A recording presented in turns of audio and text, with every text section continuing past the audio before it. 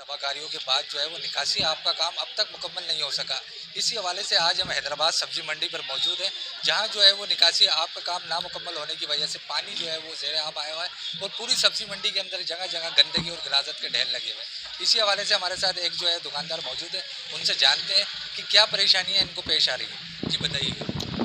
ये जब से बरसात हुई है ये नाला और ये रोड बिल्कुल बेकार होया पड़ा है। यूनियन को भी हम लोग बोल बोल के थक गए हैं, यूनियन वाले भी नहीं कर रहे हैं।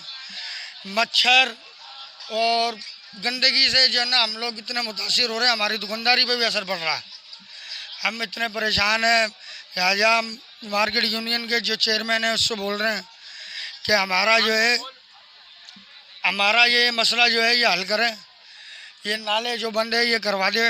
अल्ताफ़ मेमन हमारे मार्केट का सदर है, उसको भी हम बोल रहे हैं। हम बड़े मुतासिर है इससे, हम दुकानदारी में हालत बुरी हो रही है, जरासीम है ये मार्केट के। जी आपने सुना कि दुकानदारों को यही कहना है कि ज़िला इंतज़ामिया और जो मार्केट की यूनियन है वो फौरी नोटिस लें और गंदगी और गिलाजत और जो यहाँ पर पानी जमा है उसको फौरी तौर पे निकाला जाए। जी।